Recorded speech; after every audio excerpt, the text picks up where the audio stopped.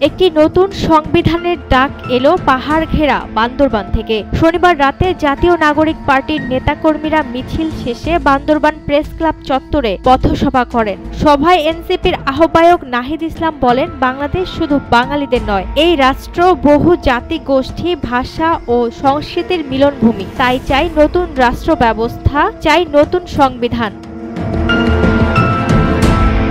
তিনি আরো বলেন, ১৯৭১ সালের মহান মুক্তিযুদ্ধের পর ৭২-এর সংবিধান জাতিগোষ্ঠীদের স্বীকৃতি দেয়নি, বরং বিভাজন তৈরি করেছে ধর্ম, জাতি ও ধর্মনিরপেক্ষতার মধ্যে। এই বিভাজনের সুযোগ নিয়েছে লুটপাটকারীরা। আমরা এমন একটি রাষ্ট্র চাই যেখানে কারো অধিকার বা মর্যাদায় কোনো বৈষম্য থাকবে না, সব জাতিসত্তা সমানভাবে বসবাস করতে পারবে।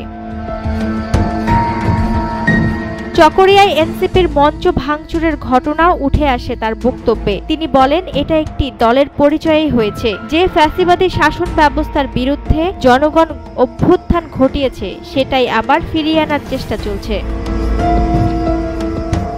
এদিকে এনসিপির দক্ষিণাঞ্চলের মুখ্য সংগঠক হাসনাত আব্দুল্লাহ পার্বত্য অঞ্চলের জাতিসত্তাগুলোকে স্বীকৃতি না দেয়াকে দুঃখজনক বলে মনে করেন। তিনি বলেন, মুজিববাদী সংবিধান সবাইকে জোর করে বাঙালি বানাতে চেয়েছে। জাতীয় নির্বাচনের পূর্ব শর্ত হিসেবে তিনি বলেন, প্রথমে প্রয়োজন রাষ্ট্র ব্যবস্থার সংস্কার এবং যারা গণতন্ত্র ধ্বংস করেছে তাদের বিচার নিশ্চিত করতে হবে। সভায় আরো বক্তব্য দেন এনসিপির মুখ্য সমন্বয়ক নাসির উদ্দিন পাটোয়ারি এবং পুরো সভার সভাপতিত্ব করেন বান্দরবান জেলার প্রধান সমন্বয়ক শহীদুর রহমান।